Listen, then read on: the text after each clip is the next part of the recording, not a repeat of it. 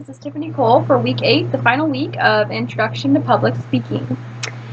Today I am here to talk to you about keeping spanking in your toolbox. Parents are faced with many decisions. What to feed their child, what preschool to send them to, how to answer the hard questions, and one of the biggest ones, how to discipline their child. Nowadays, media, and especially television shows like Super Nanny, lean away from physically disciplining children. Jo Frost from Super Nanny is pleased that she's the reason that 67% of Britons choose to put their child in timeout instead of spanking. Now, the state's stepping in and telling parents how to raise their children. According to KidJacked, Delaware has become the very first state to pass a controversial law that effectively outlaws the corporal discipline of children from their parents. We've all been there in the grocery store where the child wanted a toy and screamed the entire time the family shopped. I think that everyone in the store would agree that something should be done about the screaming. But what? What should the parent do? They can't put the child in timeout in the grocery store. Should they just go home, come back another day and try it again, hope the kid doesn't see the toy again? Spanking can be a very necessary disciplinary action. Now, there have been many studies on the subject of physically disciplining a child and the effects that it may cause. The studies done on this subject are endless and contradictory. For example, data from Fragile Families and Well-Being studies show that there are no associations between spanking at age 1 and then cognitive ability at age 3, while spanking in early childhood and later behavioral problems, a prospective study of infants and young toddlers, so basically the same study, revealed that being spanked before age 2 can be associated with significant behavioral problems.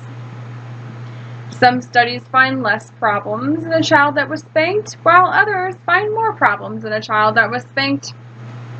It should not be advised to use studies as a definite guide on how to raise a child or how they should be disciplined. If a child is being unruly and putting them in timeout isn't working or taking away their favorite toy, then the next course of action should be to spank the child, letting them know who's in charge and that their behavior is not okay. Some parents may be concerned with the force used when physically disciplining a child. Elizabeth Gershup mentions that spanking was associated with increases in risk that children will be physically abused. Now, the last thing that we want as parents or as a society is to abuse children, physically or emotionally.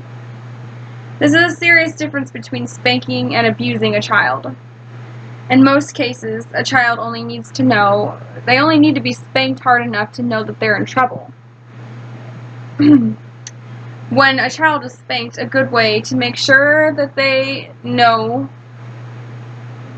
what's going on or that they're being disciplined and not just having anger taken out on them is to sit the child down and tell them what they did wrong or what is seen as bad, and let them know that they're still loved despite their actions leading up to their being spanked.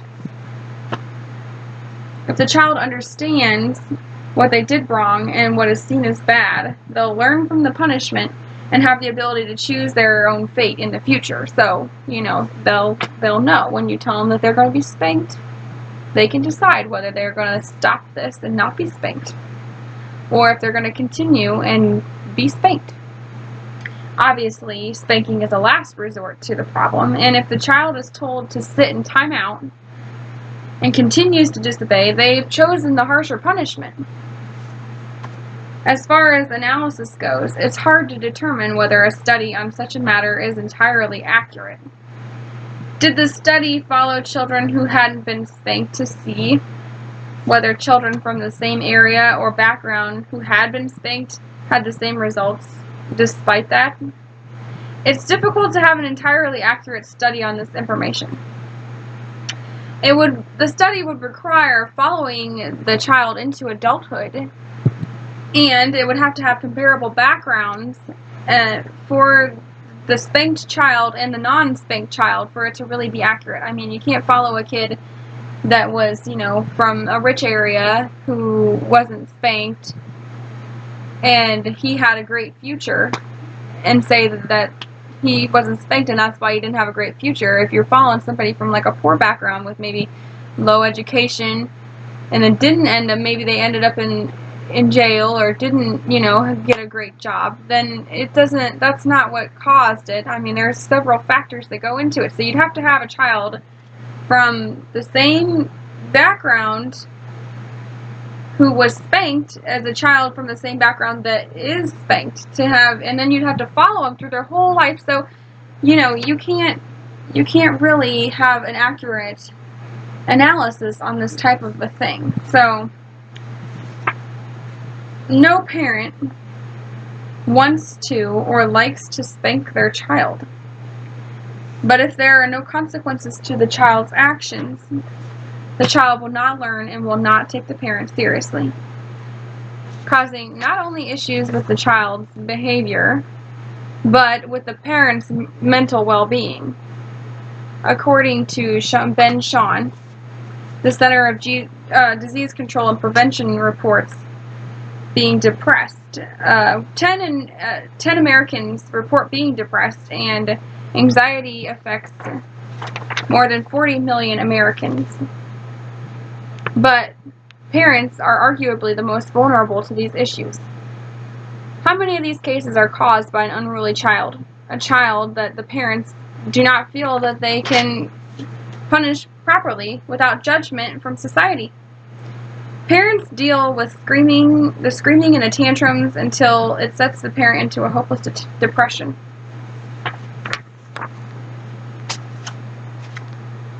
Since society tells parents not to physically discipline their children, a lot of parents are afraid to do so, and therefore take no disciplinary action against the child's behavioral problems.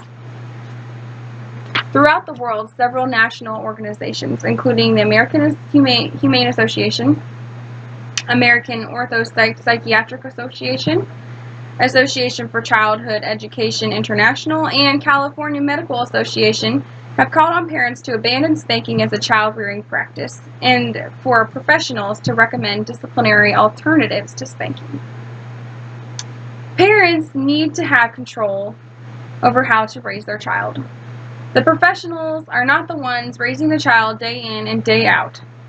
If the parents are afraid to discipline their children are never going to learn right from wrong, or how to deal with the world that we live in. In the overall societal picture, we want children who are going to grow into successful adults who contribute to their communities and to society as a whole.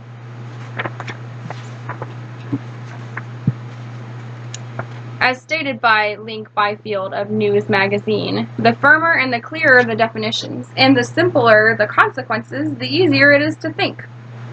Spanking can be an important part of this discovery process. Raising children without recourse to it, even if it is never used, is like trying to run society with no resort to law enforcement. For that too is based, if you will, on violence. To say that under any circumstances it must never be used at all is imbecility. Spanking a child gives them a clear punishment for their actions, and it will teach them better how the world views being bad. Society does not want a lot of bad children running around, vandalizing, fighting, or destroying things.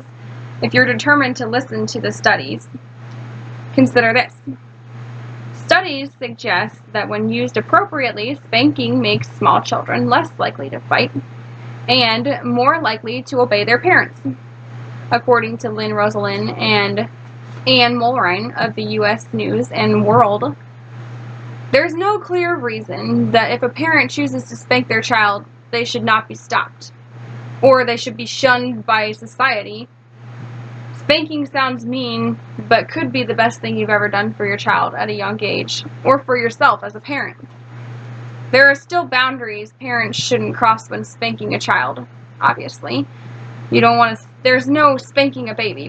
Spanking a baby is out of the question.